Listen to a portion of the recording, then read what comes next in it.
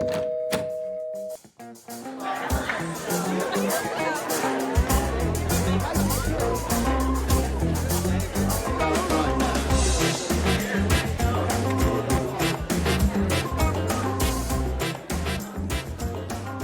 everyone, welcome to Opinion Party. I'm Laura Jones. And I'm Jason Gaikowski. And we've got producer Mark Richardson along for the ride. And you are officially invited to the first Opinion Party, where we're going to get together and talk about the most pervasive myths in modern marketing today and dispel them with the cold, hard facts of data. Jason, are you ready to party? I hate the name, but yeah, let's get into this. Well, right? why don't we start there? Mythbusters for marketing. Yeah. Let's start there. Why do you hate the name? Why do you hate the name? I'm an opinionated jerk. And I think that it captures something that is pervasive and a little bit troublesome in our industry. So much of the decision making around marketing and around brand building seems to be grounded more in tradition and superstition and myth than in objective evidence-based reasoning. So I think the name of this podcast is both perfect and painful. It's just the right nexus. It's perfectly imperfect, right? Yeah, Opinion Party is something we've been saying for a long time, talking to clients. We bring data to the Opinion Party. Ain't no party like a data party, because the data party don't stop. I am not going to stop with these party double entendres here. Bring it all. But we really found that when you do bring data to the Opinion Party, you can kind of cut through all of that crap, so to speak.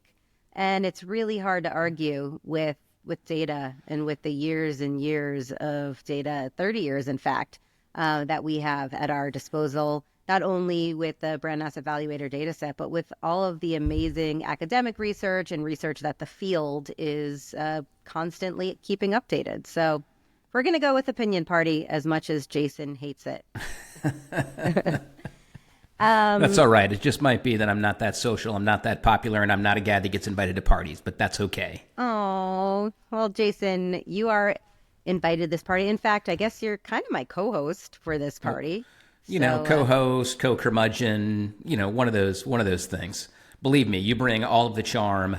I'm going to try and bring just a tiny bit of wit, but, even that, I don't have particularly great expectations. Yeah, I love that. Go in with no expectations, right? Like New Year's Eve. Think about all the parties you've been to on New Year's Eve, right? When you're just walking in, you're like, this is going to be the best time ever. And then usually it sucks. New Year's Eve is kind of the worst. So this podcast is not going to be like a New Year's Eve party. So it's a lot of build up, a lot of let down. I'm hoping that we'll bring the opposite. Yeah, right. Let's sure. get better and more interesting over time. Well, speaking of bringing the opposite and over time, why don't you tell everyone a little bit about why the heck that we should listen to you? That is a fair question. That is an honest question. Thanks for the gut punch right out of the gate. Really just tapping into my own deep-seated fears and insecurities. So I've been in this business for 25 plus years.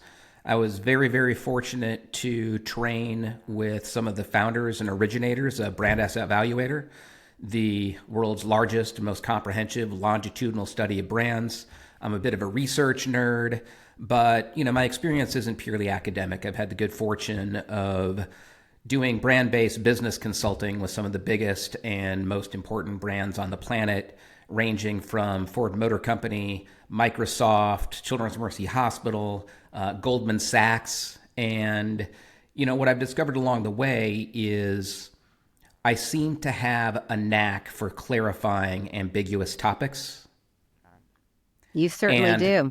Codifying it into plain spoken, sensible language that hopefully people will listen to. So a lot of tenure in the business, worked with a lot of brands, and I can knock out an entertaining quip or two.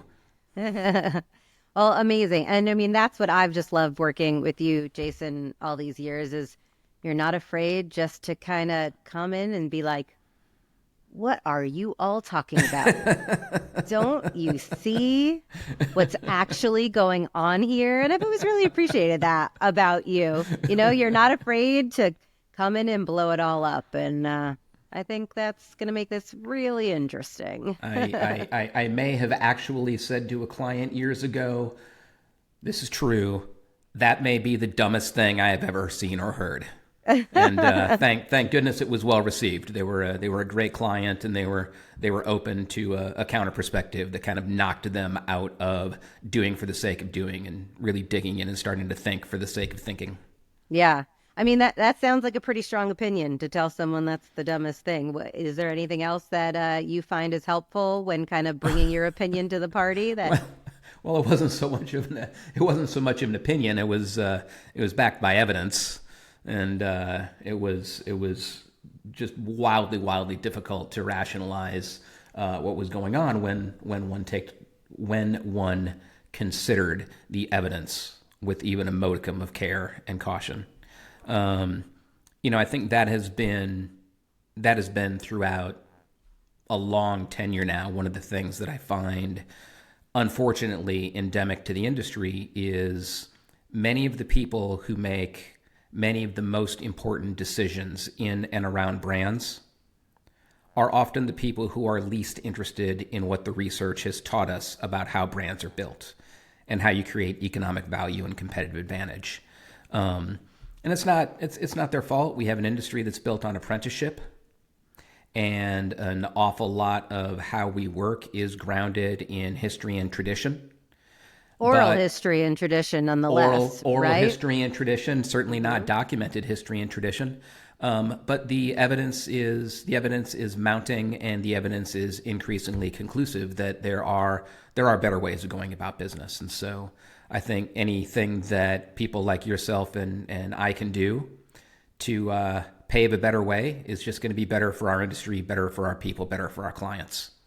Yeah, absolutely. And, that was a key turning point in my career, too. I've been doing this for over 20 years as well, talking to some of the world's biggest brands, helping them grow, helping to understand and diagnose why they're not growing, what's wrong, why they're sick, playing a little bit of a brand therapist, if you will. But Absolutely. I like that evidence-based approach as well. And I found that going into the room and having some foundational data that really separated that fact from the fiction helped to sometimes validate people's core feelings and emotions because, I mean, let's be honest, right? Brand building has to be equal parts emotion and function. But if you can really bring that data in, that evidence, you can quickly cut through a lot of the swirl. And that's what we need more of. I mean, to be honest, you do need a little bit of both, right? Though, I mean, everyone's got way too much data. Data is just not enough, but you need data with really strong evidence-based hypotheses building, and you still need creativity. I mean, that's one of the other things I just love about what we do and working with brands is being a little bit of a poetic quant, so to speak, right? And marrying those two things together and being able to see how both data can make things more creative and creativity can bring more excitement and meaning into data. So, Yeah, I mean, yeah. the phrase gets bandied about, art and science. Yeah. Inconveniently, I too often observe art or science, Yeah. Good right? point. And it really is the intersection of the two. And the things that we know have a ton of value. The things that we wonder, creativity, imagination, innovation, also have a ton of value, right? Data, I love data, but there are limitations to data. Data gives us a record of the past, and its ability to predict the future depends on the future behaving similarly to the past. And so to be limited by data is not a great move, but to ignore the data is also not a great move, right? And so, I think our opportunity really is to help find the middle ground where decisions are evidence informed, but also creatively inspired. Yeah, absolutely. So why don't we kick this party off? Let's get into Give it. everyone a bit of what they're going to be getting into. What are Oh, some of those Jesus. common misperceptions that we're going to tackle? What's one of your favorites? What's one of the ones that you're like, oh, here we go again? Well, that's a loaded question. You know this. You know that I have an issue with the kind of slavish devotion to fame and awareness, Mm. right? Like, and there's no doubt, brand fame, it has value. Awareness, it has value. You cannot buy any product or service that you are unaware of, right? People absolutely give greater consideration and greater preference to those brands with whom they have greater familiarity. That is absolutely positively true, and all of the evidence backs it up. And fame is incredibly valuable right up until the moment that it's not. Hmm. And the problem that I think too many people fail to face and wrestle with is you can be too well known. You can be overly famous. And to a greater degree, the pursuit of fame often takes precedence over the pursuit of other qualities and other variables that are important to brand builders and marketers, right? Like I sometimes talk about Real Housewives versus Taylor Swift, right? The Real Housewives are chasing fame for the sake of fame. Taylor Swift is chasing excellence. And in the conversations that I'm sure that you've had these, too often the conversation is dominated by how do we become more famous? How do we create more awareness? And it can become really ironic and really frustrating to sit in a room full of marketers, have them explain to you how they are among the most famous brands on the planet. They are in a fortunate position where there is not a person in the United States who is farther than 1 degree of separation from someone that owns and is an enthusiast and evangelizes that brand. Have them show you data that shows that 98%, 99% of the American population is highly familiar with the brand. And in that same meeting, have them talk about how they have an awareness problem and they need to drive higher levels of awareness, right? It's insane. It's absolutely insane. So that's absolutely one of my conundrums that I like to tease out. And Yeah. how about you? Same question. What drives you a little bit batty? Yeah, I would say that same thing, that either or mentality around we can either be well known or we can be known for something, right? And we actually have found in data that those two things, how well you fit into people's lives and how relevant you are, and then also just how meaningfully differentiated you are, those two things are actually negatively correlated. So they're really hard to do at the same time. And a lot of marketers' inclination is to do one or the other. But if you really can unlock the levers by which to create brand meaning as you're creating familiarity and awareness for a brand, that can be really powerful. But it's really hard to do.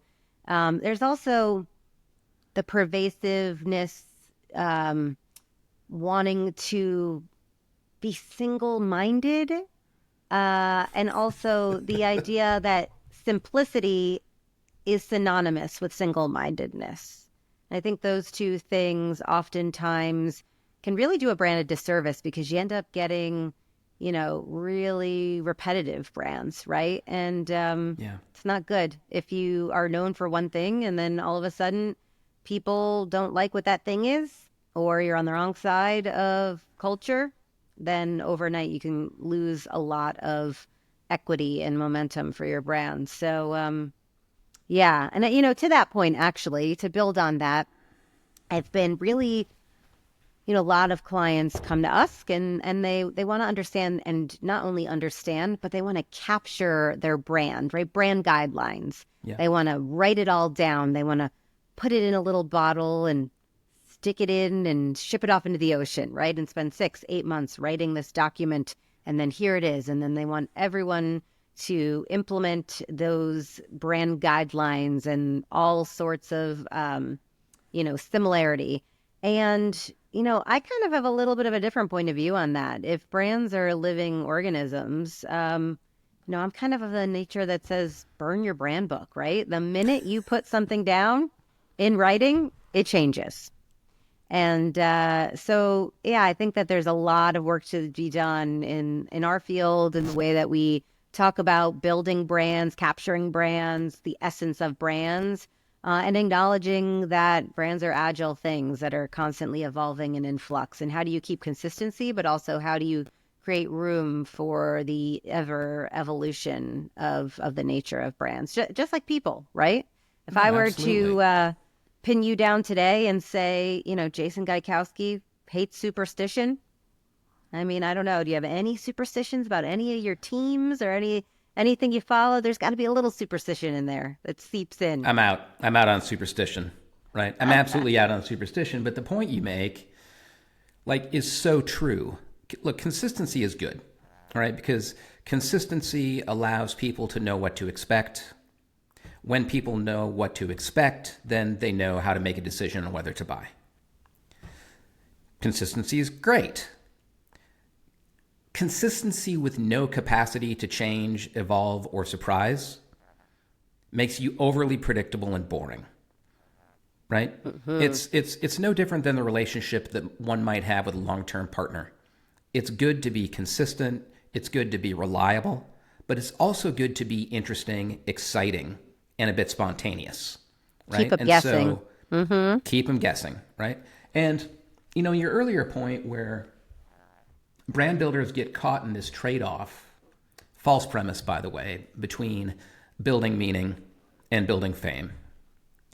I would go beyond building meaning to really understanding and targeting not just meaning, but what kind of a meaningful role are they going to play in the lives of their customers, right? It's cool to stand for something, but it's even better to participate and contribute to the lives of your customers in a way that adds meaning to their life, right? And so it's really an evolution that I think that we're 5, maybe 10 years into, in recognizing that the role that you play in people's lives is at least as powerful as your communications and storytelling, and maybe a little bit more. Yeah, and you've done a lot of work with that, right, Jason, between the intersection of brand experience and customer experience. You want to talk a little bit about that and how those two worlds are coming together? Well, I mean, we're trying to get the worlds to come together. There's some, I think, really pioneering research that we were able to do in partnership with your group, BAV Group, your group of consultants and data scientists, as well as a number of really important experts from around the world, to really dig into this question of, does customer experience have an impact to the asset value of a brand? And if so, to what degree? How much? And what we were able to identify is that customer experience represents a little bit more than half of total brand equity, right? Our research consistently comes up with a number right around 60%. Wow. And so, what that indicates is how you treat people, how you show up in their lives, how you add value to their lives is even more important than the promise that you make and the stories that you tell.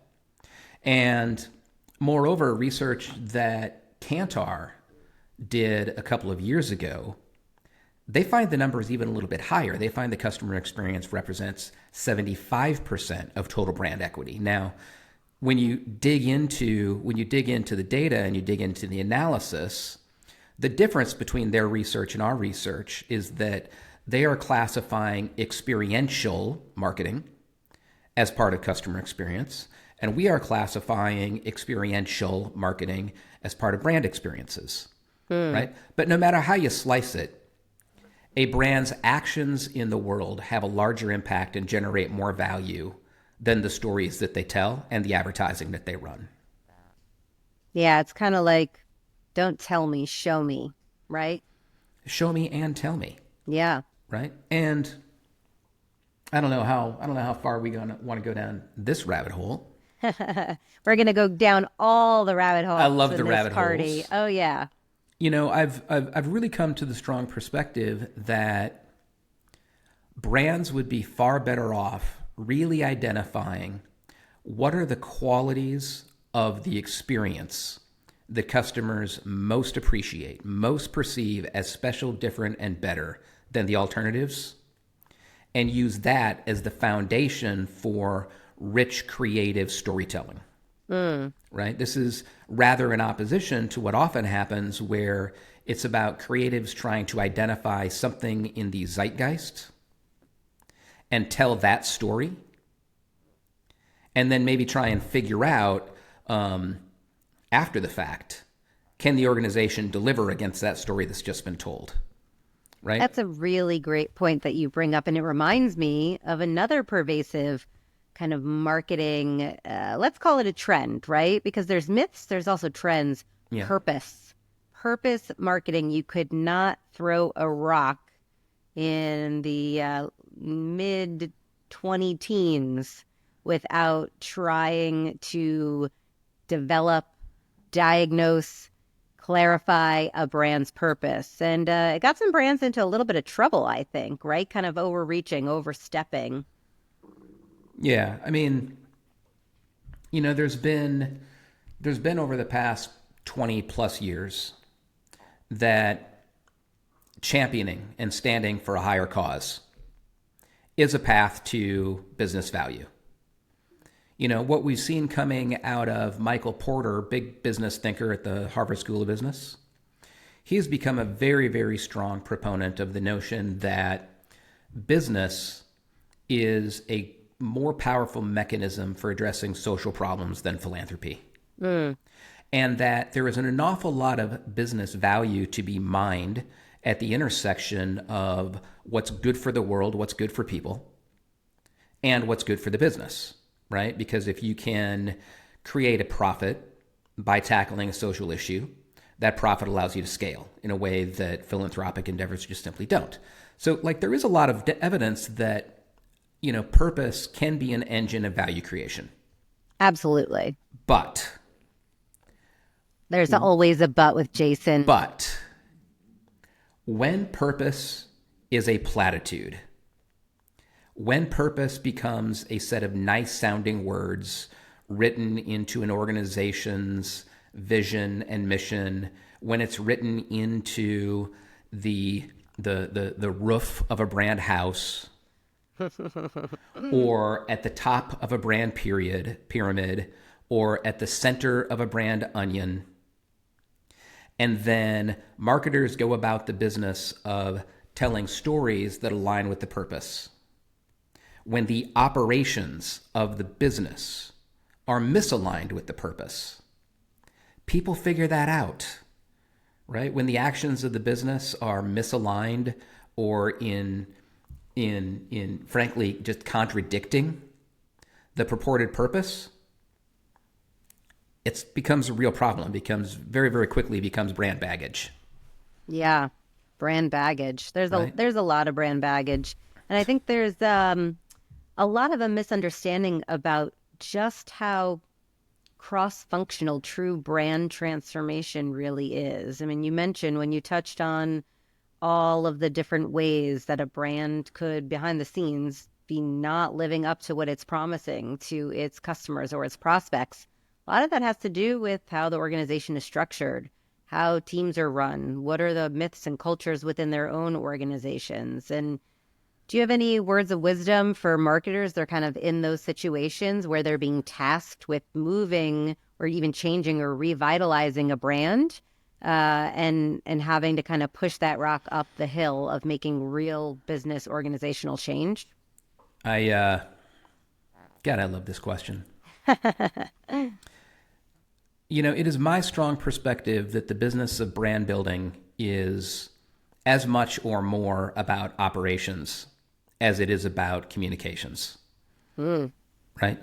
Like, if you really want to build a brand and marketing powerhouse, you've got to get your message into the operating system of the business itself, right? There are so many times that marketers and their agencies come up with these amazing creative ideas and they start writing checks that the supply chain can't deliver. And again, there's absolutely room and there's absolutely a need and there's absolutely so much value from change, creativity, imagination, challenging the status quo. But the most powerful ideas that marketers bring to bear build on company organization, company operation, company supply chain. And, one of the things that comes out of research from the Forrester organization is that when a company has consistently amazing customer experiences, number one, every person in the organization knows the brand promise. It has been well articulated, it is clear, it is crisp, it is concise, and it is complete. What I like to call 7 words or less. Number two, every person in the organization can articulate the brand promise, right? Now that's really important. Like, I kind of know it versus I can say it versus I can say it in my own words, right? I understand what the brand promise is and I can articulate it in my own words. And then number three, every single person in the organization, from frontline staff, from accounting to payroll to the person at the front desk, they can articulate how their role contributes to the fulfillment of the brand promise, right? It's a lot like this amazing story that goes around from the late 60s when someone wandered into a government organization. They came upon a janitor and asked the question, "What do you do around here?" To which the janitor replied, "I'm helping to put a man on the moon," right? Yep. That is the kind of aspiration that a modern marketing leader really needs to aspire to if they want to make a dent. And that internal, inside out focus is oftentimes something that's overlooked, right? A lot of times we focus so much of our efforts as marketers, as change makers externally, right? For the sake of delivering shareholder returns or delivering short-term business performance metrics. That we remember that change starts. We oftentimes forget to remember that change really starts from the inside. And when you start to think about your employee base as a communications audience and as the biggest proponents of putting your message, your meaning out into the world, that really starts to shift. It actually might even change the way you do things like brand equity research. You might start to run parallel monitoring of what are the gaps of not only within your organization and outside of your organization, but what are the gaps in between how your current customers see you, as well as how people that might not yet be customers see you. And when you start to look at the juxtapositions, right, different opposing groups, that's when you really start to understand the work that is to be done, right? What is the movement that you need to make in order to grow? And so that's some of the favorite ways to slice and dice data that I've found is just really figure out what are we trying to do here, right? Are we trying to make this people see the brand like these people? Are we trying to make everyone that works in this organization as in love with the brand as everyone who's spending hundreds of dollars a month on a service or products? And there's so many different things to keep up in the air. So, I mean, it's no wonder why these marketing myths are so pervasive. Who's got the time and the energy and the curiosity to keep up with all of this, right? And the discipline. And the discipline. I'm so curious. In the course of your career, how much energy has been put into understanding the attitudes, the perspectives, the needs, the wants, the desires of employees around a brand as compared to trying to get to the insight in the minds of the quote unquote target consumer? Yeah. I mean, I got to say it's like a 95-5 split, 98-2 split external, internal. There are some brands out there, though, that we work with, the YMCA of the USA. They're an amazing nonprofit organization. We've actually just worked with them to look at not only their potential members and membership base, but also their organization from the inside. So smart brands out there are doing it, but I would say an inordinate amount of time is spent externally focused and externally looking. And, again, some of that has to go back to the way that teams are structured within, right? Oftentimes, that internal look is chief people officer, chief HRO officer, right? And that kind of research, that kind of insight finding can look really, really different. And that's one of the things I love about chief marketing officers, and why I think it's so important and critical that more chief marketing officers become, full-fledged members of corporate boards and get really, really involved in the business critical decision making and operations, is because they truly are intersectional thinkers. You really have to be an intersectional thinker to put together the fast moving trends, media, creativity, data, put all those pieces together, and understanding human complexity, understanding decision making, human behavior. All of that is the same externally as it is internally.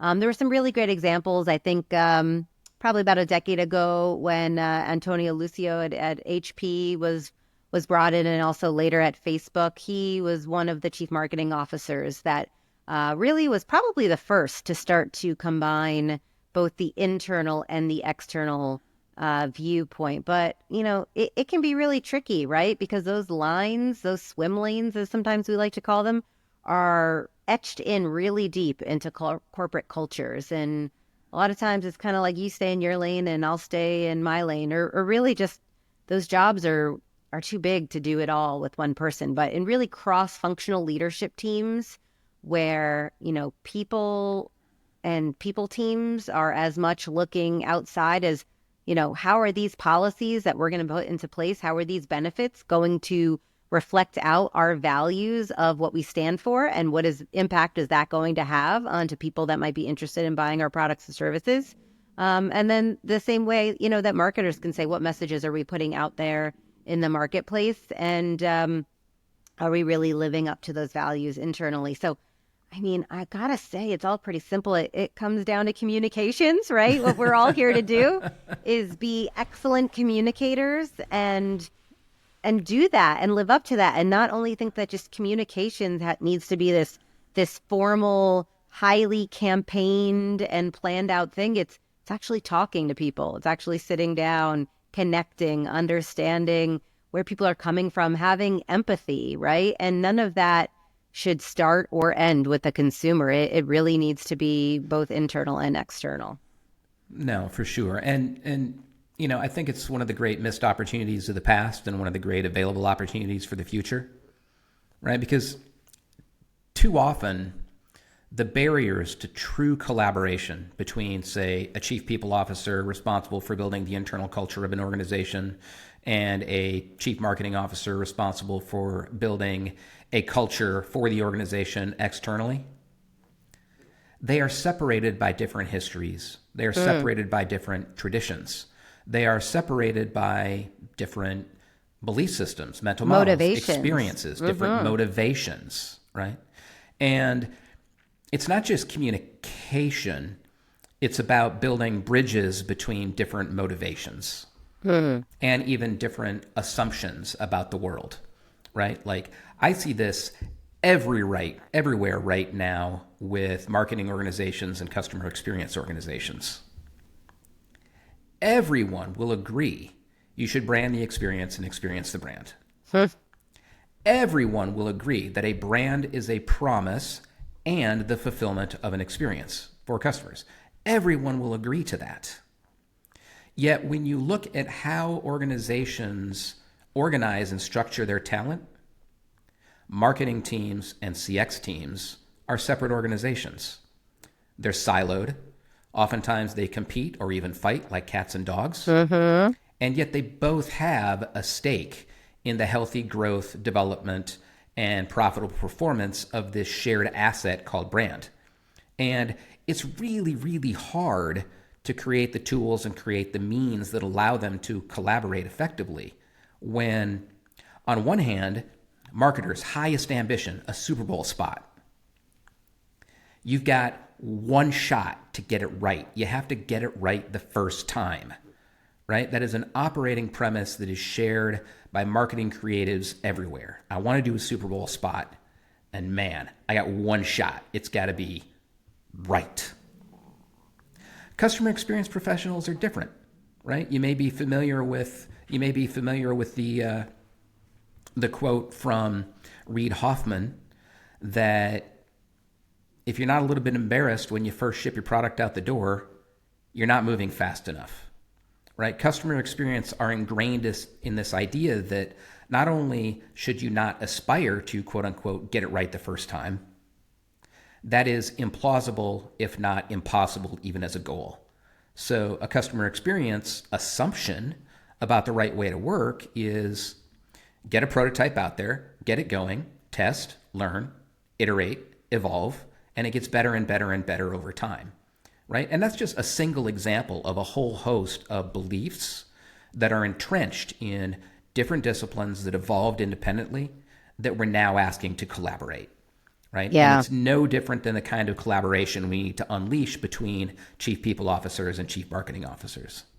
Absolutely. It sounds like what you're saying is chief marketing officers and marketers just have to be a little bit uncomfortable with being perfectly imperfect. Just like we're going to be a little bit uncomfortable about being perfectly imperfect with our first episode of this podcast. But you really bring up a great point, which is just the pressure that marketers can face to really deliver in a short-term focused world, and putting a lot of emphasis on high fidelity, finalized, polished production, almost relics, right? Creating artifacts. Yep. Versus customer experience professionals, they're actually creating products, right? They're creating iterative Products, services, things that are growing, changing.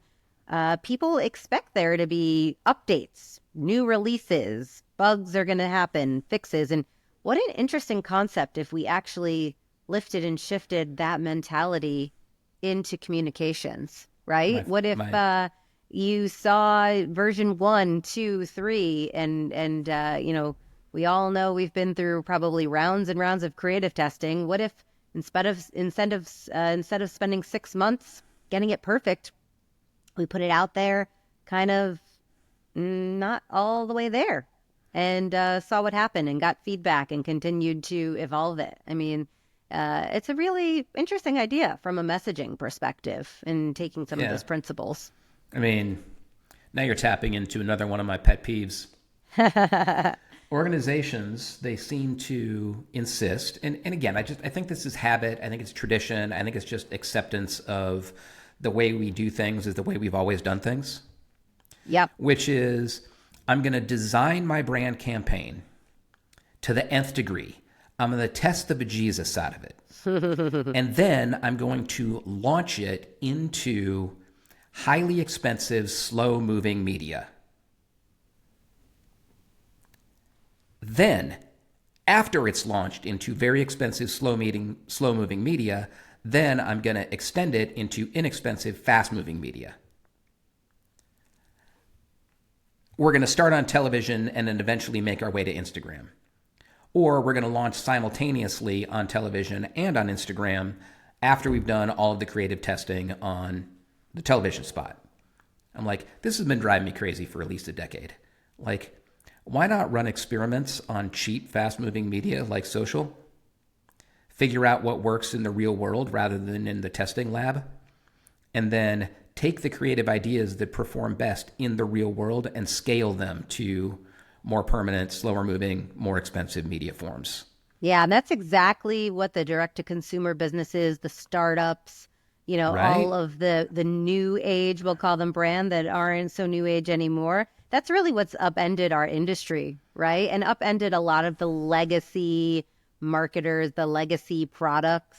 If you're a brand that's created in a laboratory, how do you really get that authenticity, that level of an authenticity of a brand that was started as a passion project by a few friends in business school? I'm thinking of Warby Parker. I just saw the one of the co-founders last week speak, and one of his first jobs was out with an optometrist in developing nations, fitting women with the ability to give glasses to people in their villages. And, he combined that with one guy that had a pretty crappy pair of glasses that was always broken, Yeah. and another guy that was great at putting together business models. And all of a sudden, you've got a really authentic brand that's actually meeting an unmet need in the marketplace. It's actually structured as a B Corp, right? So it's doing good in the world.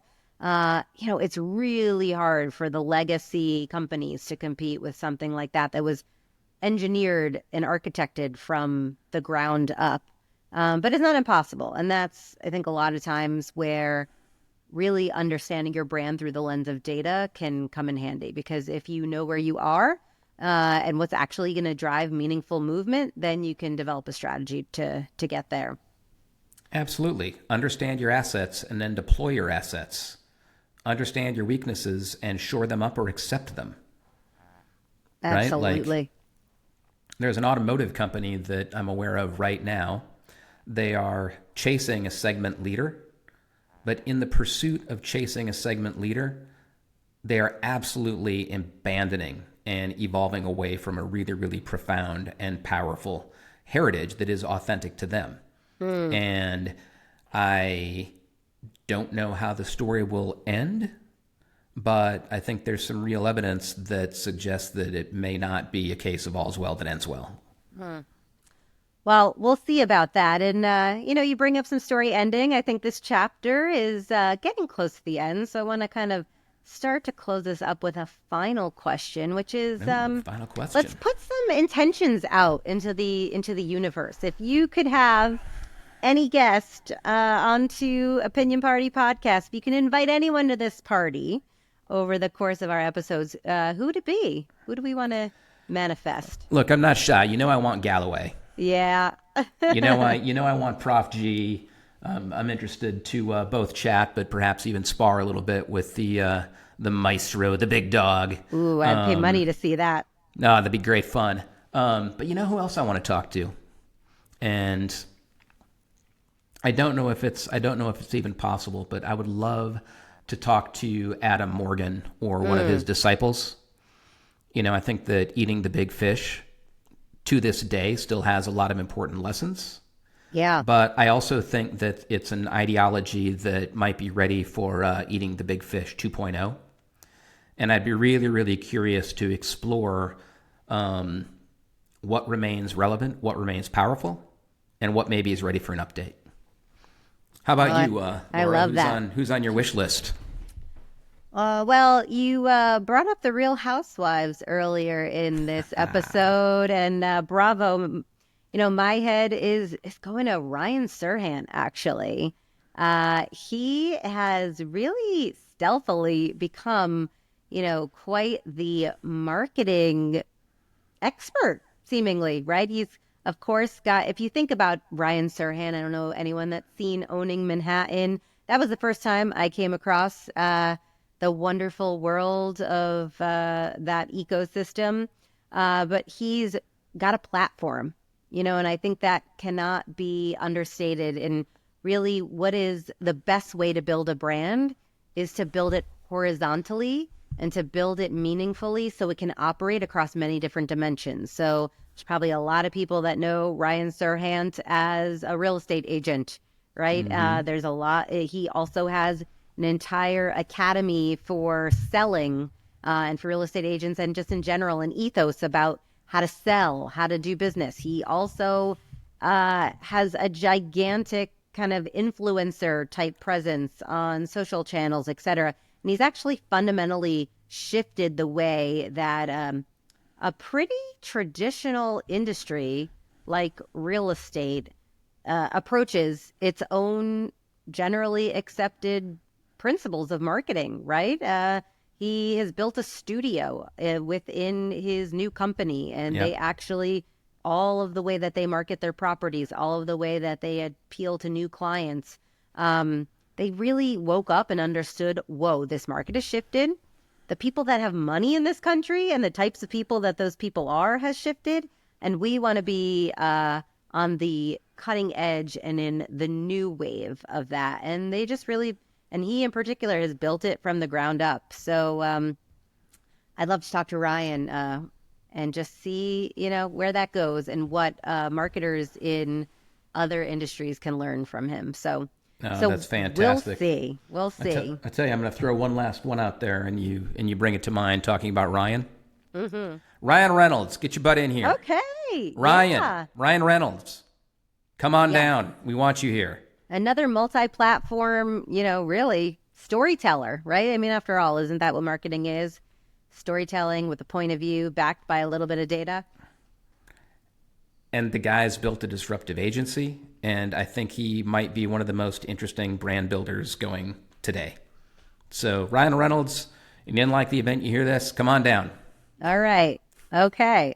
Well, Jason, I'm getting a little bit of a nod from Mark that we're about to run out of time here, so I'm going to leave it here.